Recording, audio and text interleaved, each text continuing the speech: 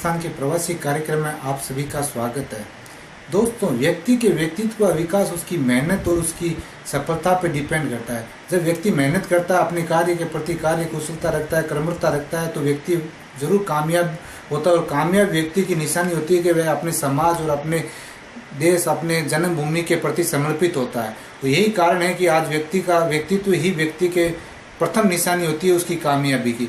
आज हम आपको ऐसे व्यक्तित्व के धनी व्यक्ति से मिलाते जिन्होंने गुजरात में आके भी अपनी राजस्थान की संस्कृति और अपनी राजस्थान की भाषा को कभी नहीं छोड़ा।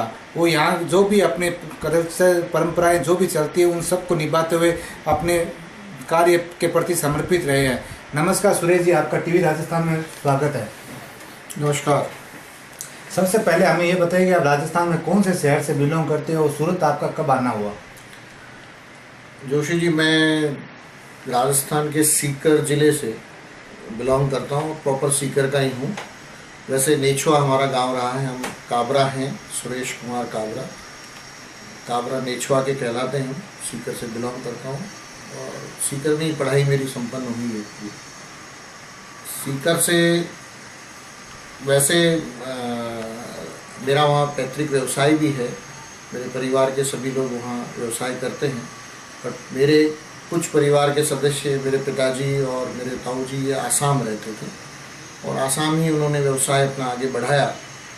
मैंने जब 81 में अपना CA पूरा किया, उसके बाद विवाह के पश्चात में आसाम चला गया और मैंने अपने पिताजी के साथ ही व्यवसाय में उनका हाथ बढ़ाया। 1986 में वहाँ कुछ असम गण परिषद और कुछ और राजनीतिक परिवर्तन हुए, तो ऐसा लगा कि अभी आसाम में आगे शायद हमारे को और आगे काम करने का मौका नहीं मिले, तो हमने सूरत शिफ्ट होने का प्रोग्राम किया और 86 में हम सूरत शिफ्ट हो गए। आप प्रोफेशनल CA हैं, तो जब आपने CA कब और कहाँ सीखी थी?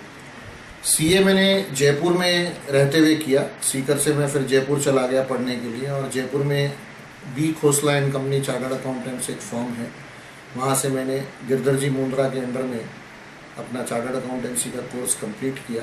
1981 में मैंने कंप्लीशन किया और उसके बाद 5 साल मैं आसाम रहा। मैंने कोई CA की प्रैक्टिस नहीं की।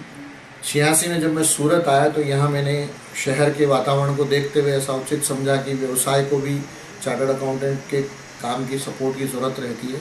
इसलिए मेरे जो कज़िन ब्रदर्स थे उन्होंने व्यवसाय आरंभ किया और मैंने प्रोफेशनल प्रैक्टिस यहाँ आरंभ की SK काबरा एंड कंपनी की प्रोप्राइटरशिप के रूप में।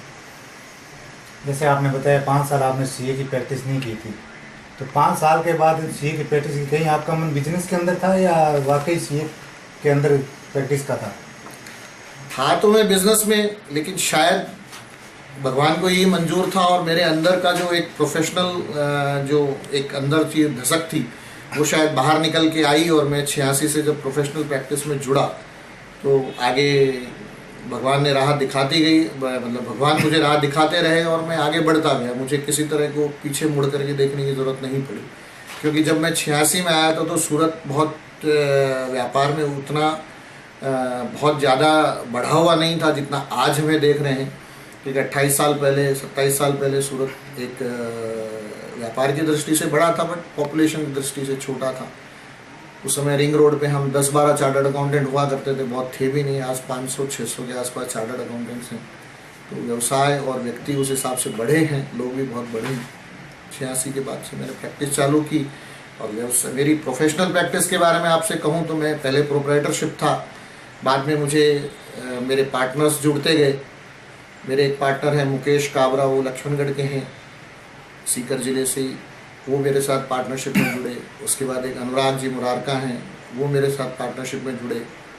उसके बाद मेरा पुत्र है, वो भी CA बन गया, वो भी पार्टनरशिप में जुड़ा। इस तरह से अभी हमारी जो partnership SK Kabra and company firm है वो 4 चार्टर्ड अकाउंटेंट्स की एक पार्टनरशिप फर्म है और चारों मिलजुल के हम हमारा काम आगे बढ़ाते हैं।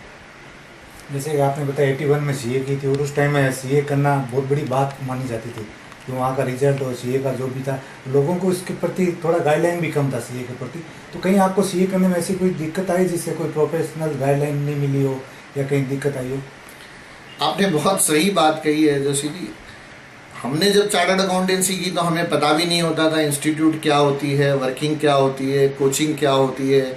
हम हमारी सेल्फ स्टडी पे ही डिपेंडेंट रहते थे। अपना जयपुर में जैसे मैंने एक कमरा ले रखा था, उस कमरे में मैं अपना खाना बनाता था, रहता था, वहीं पे अपनी पढ़ाई करता था और जो हमारी आर्टिकलशिप थी वो मैं पूरी करता था। आज का समय बड़ा बदल गया है। आज तो हर तरह की सुविधाएं, हमारे इंस्टीट्यूट भी बहुत सुविधाएं देती है, बुक्स वगैरह में सब में चेंज आया। तो उस समय का एक जो वातावरण था, उस समय डेफिनेटली मेहनत अलग तरह की थी। और लेकिन एक बात थी कि बच्चों को सेल्फ, जैसा कि आपने बताया 81 में आपने वहाँ से सीए की और फिर आसाम में आप गए थे। आसाम अलगाववाद के कारण से आपको आसाम छोड़ना पड़ा और आप सूरत आए गए 86 के अंदर। तो कहीं सूरत में भी ऐसी कोई प्रॉब्लम हुई नहीं सीरियस जब आपने जीवन की शुरुआत की? तो कहीं ऐसा कुछ भाषा का या कुछ कल्चर का प्रॉब्लम हुआ आपको कभी? नहीं, बात आपकी सही है कि गुजरात मेरे लिए नया था, लेकिन ऐसी कोई दिक्कत नहीं हुई। 6-8 महीने में मैंने गुजराती भी अच्छे से सीख ली। और यहाँ चूँकि एक्चुअली सेंट्रल का एक्ट है इनकम टैक्स एक्ट, तो इनकम टैक्स एक्ट में जो प्रावधान है वो सारे इंग्लिश में हैं। उसके अलावा आयकर जो विभाग है उसमें जो अधिकारीगण हैं वो भी पूरे भारत देश से अलग अलग प्रांतों से आए हुए लोग हैं, इसलिए वहाँ इंग्लिश और हिंदी में काम करने में दिक्कत नहीं होती है। यही बात यदि मैं यहाँ सेल्स टैक्स की प्रैक्टिस करता या कुछ राज्य सरकार से संबंधित काम करता तो शायद मुझे तकलीफ़ आती, क्योंकि वहाँ गुजराती का है। जैसे गुजरात में ऑफिशियल लैंग्वेज जो गुजरात सरकार की है वो गुजराती है। यहाँ इवन सेशन कोर्ट तक गुजराती में ही सारा काम होता है, तो वहाँ जरूर प्रॉब्लम आ सकती थी, बाकी अदरवाइज कोई इशू नहीं। गुजराती भाषा की जहाँ तक बात है, कोई ऐसा बहुत बड़ी प्रॉब्लम नहीं है। गुजराती और मारवाड़ी एक जैसी है। मुझे 6-8 महीने में गुजराती बोलने में दिक्कत नहीं आई। गुजराती में पढ़ने भी लग गया, गुजराती बोलने भी लग गया, कोई दिक्कत नहीं थी। बट जैसे आयकर अधिनियम की बात करें, क्योंकि एज ए चार्टर्ड अकाउंटेंट मुझे मेनली आयकर और कंपनी धारा और इन्हीं मुख्य जो ये कानून है उन्हीं से करना था काम। और इनमें जितने भी अधिकारीगण हैं वो भी पूरे देश से आए हुए अधिकारीगण होते हैं, अलग अलग प्रांतों के होते हैं, इसलिए उनसे सबसे हिंदी और इंग्लिश में बात करके, और कामकाज का जो तरीका है वो सारा इंग्लिश में ही है या हिंदी में है, मैक्सिमम इंग्लिश में है, इसलिए इंग्लिश होने की वजह से कोई दिक्कत नहीं आती। हाँ, यदि राज्य सरकार का कोई विषय होता तो ज़रूर ये थोड़ी प्रॉब्लम रहती, क्योंकि गुजरात में गुजराती एक मुख्य माध्यम है और यहाँ की ऑफिशियल लैंग्वेज है। सेशन कोर्ट तक गुजराती ही का मतलब चलन है और गुजराती में सब काम करना पड़ता है।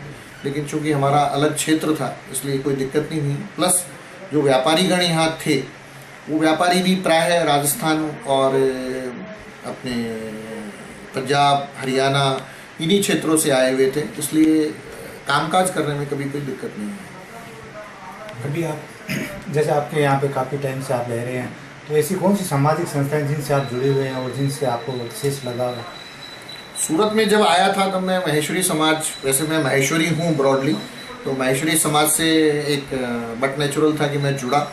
और महेश्वरी समाज में यहाँ सबसे पहले हमारा एक संस्था है महेश्वरी नवयुग मंडल, तो मैं महेश्वरी नवयुग मंडल से जुड़ा। और महेश्वरी नवयुग मंडल से जुड़ने के बाद मुझे समाज के लोगों से यहाँ परिचय हुआ। और एक बहुत अच्छी बात थी कि मैं एक सीकर ज़िले से बिलोंग करता था, लेकिन चूँकि सूरत आने के बाद तो पूरा राजस्थान ही मेरा एक शहर हो गया, जैसे मेरा पूरा प्रदेश हो गया। यहाँ बहुत अलग अलग क्षेत्रों से, जैसलमेर, बीकानेर, जोधपुर, बाड़मेर, नागौर, कुचामन, इन सब एरिया से जितने भी लोग बाग आए थे सब मित्र बने, उनसे सबसे आपस में विचारों का आदान प्रदान हुआ। तो बहुत अच्छा एक माहौल बना और एक बड़ा ब्रॉडर महेश्वरी समाज के दर्शन मुझे सूरत में हुए। और मैं अपने आप को खुशनसीब समझता हूँ कि मैंने यहाँ काफ़ी लोगों से अच्छा इंटरेक्शन किया। और उस समय महेश्वरी समाज से जुड़ने के बाद हमने महेश्वरी समाज में बहुत काम किया।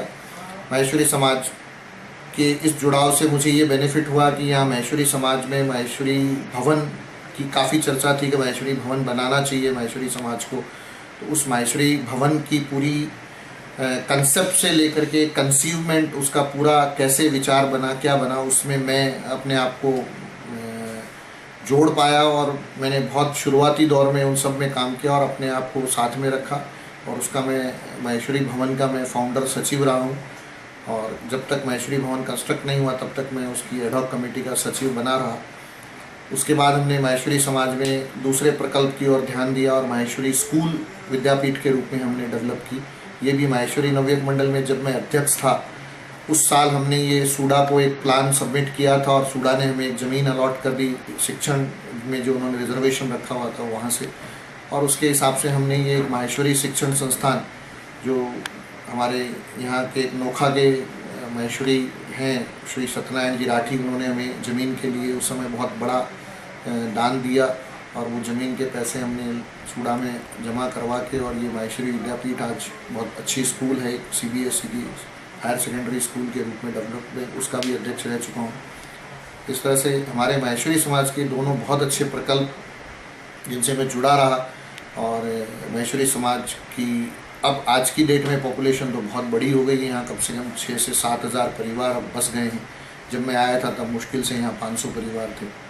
तो ये समाज की उन्नति सामने दिखी है और सामने हमने देखा है, और समाज से जुड़े रहने का बड़ा आनंद प्राप्त हुआ है। समाज के अलावा मैं हमारी जो institute of chartered accountants of India है उसका भी मैं 1995 में यहाँ सूरत शाखा का चेयरमैन रहा, और सूरत शाखा के चेयरमैन होने की वजह से और सूरत शाखा से जुड़े होने की वजह से हमारी जो इंस्टीट्यूट की बॉम्बे जो रीजनल काउंसिल है वहाँ से जुड़ा रहा, सेंट्रल काउंसिल से जुड़ा रहा, और इसके अलावा लायंस क्लब में मैं जुड़ा रहा। Lions club of Surat silk city में मैं सदस्य रहा, और अभी पिछले 4-5 साल पहले तक मैं उससे एक्टिवली हमने खूब काम किया। लायंस में सेवा करने का बड़ा आनंद आया। अब लेकिन धीरे धीरे फिर समय के अभाव की वजह से वो काम सब छूट गए, पीछे रह गए। लेकिन डेफिनेटली यहाँ प्रवासी होने के बावजूद भी माहेश्वरी समाज से, दूसरे समाज के लोगों से, टेक्सटाइल मार्केट के क्षेत्र के व्यापारियों से, इनसे सबसे इंटरेक्शन करके बड़ा आनंद और मतलब समय लाइफ का एक बहुत बड़ा अच्छा पीरियड हमने यहाँ गोल्डन पीरियड बिताया। जैसा कि आपने बताया समाज से जुड़ने का विशेष फायदा हुआ आपको, ये आपका एक संदेश भी है उन लोगों के लिए जो मतलब समाज से कटे हुए रहते हैं। तो मैं आपसे ये जानना चाहते हैं कि जो आपने अचीवमेंट हासिल किए हैं, जो आपने ये एम्पायर बनाया है, उसमें कहीं आपको फैमिली टाइमिंग का प्रॉब्लम है, जिससे कहीं परिवार में ये लगे कि पापा टाइम नहीं दे रहे हैं, हमारे हस्बैंड हमको टाइम नहीं दे पा रहे हैं? नहीं, ये हो सकता है किन्हीं लोगों की, आप जैसा बता रहे हैं कि काफ़ी लोगों को ये प्रॉब्लम रहती है, लेकिन मैं इस मामले में बहुत लकी रहा हूँ कि मेरी धर्मपत्नी संतोष देवी ने मुझे बहुत सपोर्ट किया। मेरे पापा मम्मी श्री चिरंजी लाल जी काबरा और कांता देवी काबरा सभी साथ में ही हम लोग रह रहे हैं, कहीं अलग नहीं रह रहे। और हमने मतलब हमें मेरे पिताजी ऑफिस आते हैं, पिताजी ने मुझे बहुत सपोर्ट किया। मेरी मम्मी और मेरी पत्नी ने हमें घर में बहुत सपोर्ट किया, बच्चों को आगे पढ़ाने का और का सब कार्यक्रम हमने साथ मिलके किया। कभी ऐसा महसूस नहीं हुआ, रादर सही पूछे तो उस समय तो हमें कभी समय की कमी महसूस ही नहीं होती, रादर आज महसूस होती। आज पता नहीं समय इतना क्या फास्ट हो गया है या काम का इतना क्या वर्किंग हो गया। पहले तो हम सब काम कर भी लेते थे, समाज का भी करते थे और अपना परिवार का और सब देखभाल करके भी हम आराम से अपना समय बिता लेते थे। आज कुछ या तो ये टेक्नोलॉजी बढ़ गई है या कुछ लोगों की आशाएं बहुत बढ़ गई हैं, तो आज समय का अभाव महसूस होता है, जबकि ऐसी कोई जवाबदारी नहीं है। लेकिन उस समय तो बहुत आराम से निकाला और कभी कभी महसूस नहीं हुआ कि इस तरह की कोई दिक्कत है। समाज का, लायंस का, सब तरह से काम करते थे, बहुत आनंद से काम। जैसे कि आपके अभी महसूस समाज में काफ़ी शिक्षाओं के लिए जैसे IAS है, सरकारी संस्थाओं में जाने के लिए प्रेरणा दे रहे हैं, तो कहीं आपने जैसे आपके बच्चा लड़का अभी CA है, तो कहीं आपको ये नहीं लगा कि उनको किसी सरकारी संस्थाओं में एडमिशन दिलाए या कहीं सरकारी जॉब दिलाए? ये एक भावना है और कुछ लोगों की सोच है कि भी हमें सरकारी नौकरियों में जाना चाहिए, सरकारी नौकरियों में हमारे आदमी होने चाहिए। अब ये क्या है कि ये एक राजनीतिक परिदृश्य जो भारत देश में डेवलप हो गया, जिसमें भाई भतीजावाद का बोलबाला हो गया, उसकी वजह से ये सारी प्रॉब्लम्स डेवलप हो रही हैं। क्योंकि हर आदमी को ऐसा लगता है कि यदि सरकारी अधिकारियों में हमारा कोई मिलने वाला हो तो हमारा काम बहुत सुगमता से होगा, हमारे काम बहुत फास्ट होंगे। लेकिन मैं इस चीज़ में इतना नहीं मानता हूँ। हाँ, ज़रूर इस चीज़ का कभी कभी इस चीज़ को फील ज़रूर करता हूँ, लेकिन हम अपना व्यापार करते हैं, अधिकारीगण अपना काम करते हैं, ठीक है। बच्चे अपने व्यापार में रहें तो व्यापार की कुशलता अलग होती है, और सरकारी अधिकारी बने या सरकारी काम में बने और फिर भ्रष्टाचार के दूषण में फंसे और गलत तरीके से कुछ भी कमाया हुआ पैसा अपने हाथ में आए तो उससे बरकत तो होनी नहीं है। अपने हाथ से और अपनी मेहनत से जो कमाते हैं वही एक्चुअली बरकत देती है, और जो शांति मन को मिलती है वो उसी से मिलती है। अदरवाइज़ मैं नहीं समझता कि इस तरह का कोई है। ठीक है, पढ़ने लिखने बच्चों को पढ़ना चाहिए, खूब आगे बढ़ना चाहिए, लेकिन स्वयं का व्यवसाय करने में जो आनंद है वो अपने आप में अनूठा है, और वो कभी छोड़ना नहीं चाहिए। मैंने तो अपने बच्चों को प्रेरणा यही दी कि देखिए, फर्स्ट सेकंड रैंक आना अपनी जगह है, अच्छे इंसान बनो, अच्छे मानव बनो, लोगों की सेवा करो। और चार्टर्ड अकाउंटेंसी जैसा प्रोफेशन है ही नहीं। हम लोगों की इतनी सेवा करते हैं, लोगों को इतनी चीज़ें समझाते हैं और हम अपने आप को अच्छा मानते हैं कि हम कुछ उनका काम कर रहे हैं। हमें ठीक है फीस वगैरह मिलती है, वो सेकेंडरी है, लेकिन सबसे पहला काम है कि हम टैक्स मैटर्स में जिसके बारे में व्यापारी अनजान होता है उस बारे में उसको ज्ञान दें, उसको समझाएं, एजुकेट करें और बहुत अच्छे से उनको आगे बढ़ाएं जिससे कि वो आगे गलती ना करें। वो हमारा मुख्य हेतु है। फीस तो चलिए काम करते हैं तो मिलती है, आपस में लेन देन तो होता ही है, उसमें कोई बात नहीं है, लेकिन सबसे बड़ा मुख्य हेतु है कि जो भी टैक्स लॉज हैं वो चीज़ें समझनी चाहिए। इसलिए बच्चे को भी प्रेरित किया। उसने पहले इंजीनियरिंग में जाने का इरादा था, उसने कंप्यूटर साइंस किया, साइंस बैकग्राउंड का लड़का है। उसने बीए बीकॉम नहीं किया, उसने बीएससी इन कंप्यूटर साइंस किया और उसके बाद उसने सीए किया। तो गुण होते हैं आपस में, बढ़िए का गुण है तो चार्टर्ड अकाउंटेंसी कर ली उसने आराम से और आज अच्छे से काम कर रहा है, कोई दिक्कत नहीं। सोशल साइटें और टेक्निकल युग के अंदर आप उन युवाओं को क्या प्रेरणा देना चाहेंगे या क्या संदेश देना चाहेंगे जो आजकल अपने पद से विदर्शक हो रहे हैं? बहुत बड़ा कठिन सवाल है, क्योंकि किसी भी चीज़ को बोलना या बताना आज के युग में थोड़ा सा उचित नहीं माना जाता। ऐसा माना जाता है कि आप ऑर्थोडॉक्स है, पुरातनपंथी हैं, पुरानी बातें के आगे लेके आते हैं।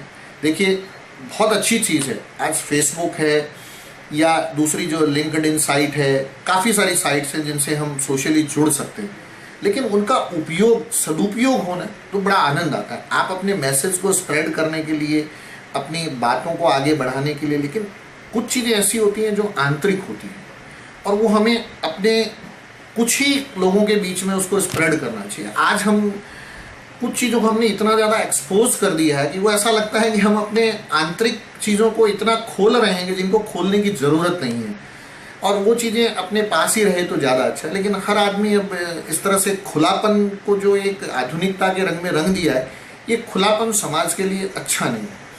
क्योंकि आज कोई भी हो, पति पत्नी का रिलेशन सबको मालूम है कि पति पत्नी का रिलेशन क्या होता है, फिर भी हम पति पत्नी के रिलेशन के लिए हम अपने रूम में रहते हैं और रूम को लॉक करके ही पति पत्नी अपने हिसाब से एंजॉय करते हैं। लेकिन यदि आप उसको खुला कर देते हैं, ओपन कर देते हैं, तो वो अच्छी बात नहीं है, वो चीज़ें एंजॉयबल नहीं होती हैं, वो फिर विभत्सा की श्रेणी में आ जाती हैं और विभत्स लगता है, वो अच्छा नहीं। मैं तो यही कहूँगा कि अपनी चीज़ें अपने तक सीमित रखें। जो चीज़ पब्लिकली होनी चाहिए उनको आप पब्लिकली एंजॉय करिए, पब्लिकली उनको डिस्कस करिए, लेकिन खाली बातों से काम नहीं चलने वाला है।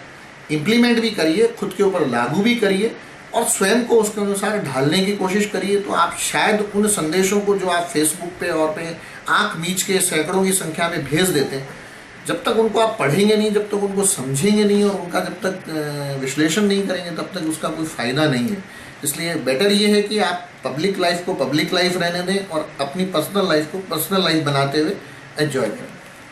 जी हाँ, पब्लिक और पर्सनल लाइफ के अंदर जो अंतर होता है वही व्यक्ति के व्यक्तित्व के विकास में अहम भूमिका निभाता है। क्योंकि अगर हम कोई चीज़ को पब्लिक करते हैं उससे पहले हमें ये सोचना पड़ता है कि ये पब्लिक करने के लिए है या नहीं है। और सोशल साइटों के माध्यम से जो चीज़ें चल रही है उसके लिए काबरा जी हमें एक अच्छा संदेश दे रहे हैं कि पब्लिक करने वाली चीज़ों को पब्लिक कीजिए और पर्सनल को पर्सनल रखिए। इसके लिए इनका बहुत बहुत धन्यवाद। और हमारे युवाओं के लिए जो इन्होंने सोच बताए हैं, भाई आप कैसे उनका सदुपयोग करें। हर चीज़ का एक लिमिटेशन होता है और लिमिटेशन के अंदर रहकर आप उसका सदुपयोग कीजिए तो आपके लिए वो चीज़ें बहुत बेहतर उपयोग आ सकती है। बहुत बहुत धन्यवाद काबरा जी, आपने आपका भी धन्यवाद जोशी जी, धन्यवाद। और सभी दर्शक गणों को मेरी तरफ से शुभकामनाएं, नव वर्ष की शुभकामनाएं। 2014 का साल लग गया है, बहुत बहुत शुभकामनाएं, धन्यवाद।